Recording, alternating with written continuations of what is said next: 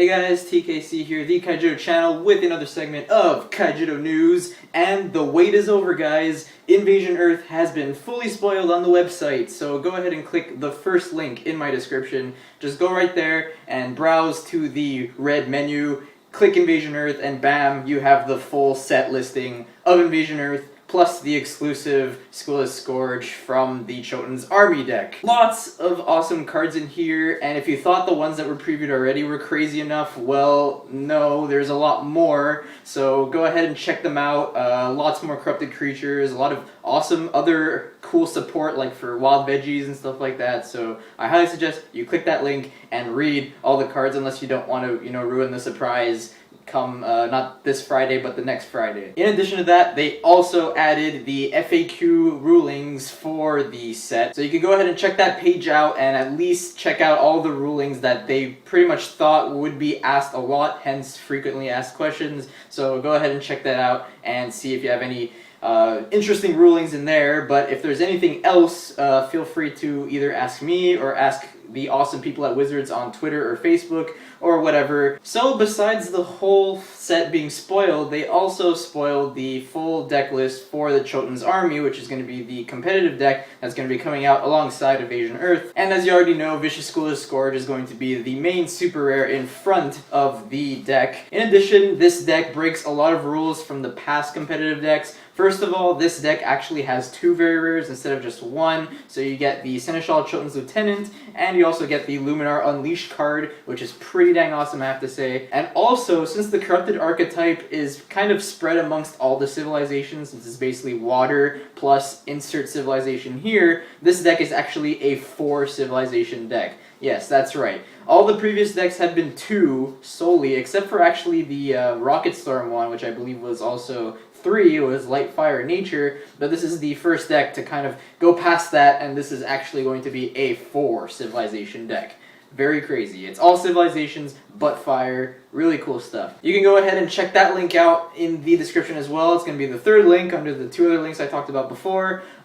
Really cool cards in there. Besides the corrupted creatures, there's a bunch of those. There's also like cool cards like Mesmerize, which is nice to have, especially in a play set, which this deck actually has. So all in all, really cool deck. Very excited to pick up 3 of this deck because the other decks, they're also very good as well. Like the Finbars are really nice, Sky Crushers and stuff like that are very nice to pick up, but this deck as a whole is actually really cool in itself, so I'm very excited to pick these decks up. And the last piece of news, we got another update on the Winter Championship, so I know a little bit more details about it. Now, from the Reddit AMA a couple weeks back, or maybe like a month back now, we actually got a couple more details about this event.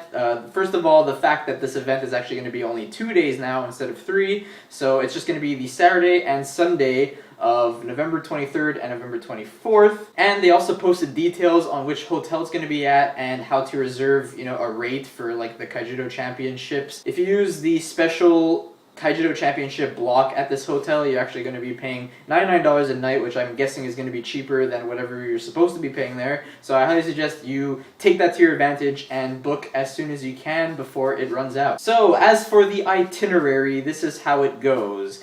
There's going to be no more R&D day like they did last time. They're going to be kind of scrapping that and kind of making the events more open to the public and not just for the competitors. So on Saturday, they're going to kick things off with a nice panel, just like they did last time. But this time, it's open to the whole public, not just the competitors, so it's really cool.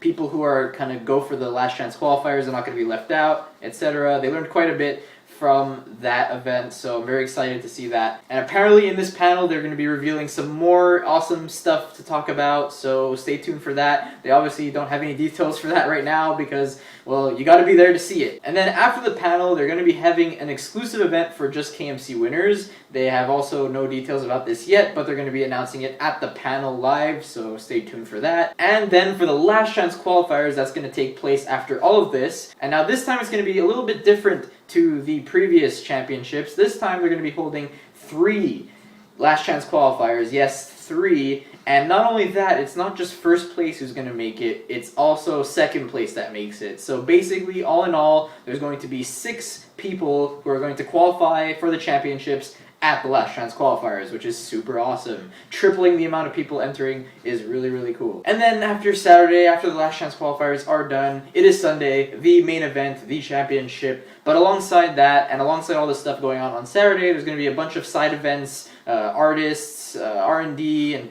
a bunch of awesome things you can do if you're not in the main event. So I'm going to go ahead and read the description right here to talk about what the main event is going to be like.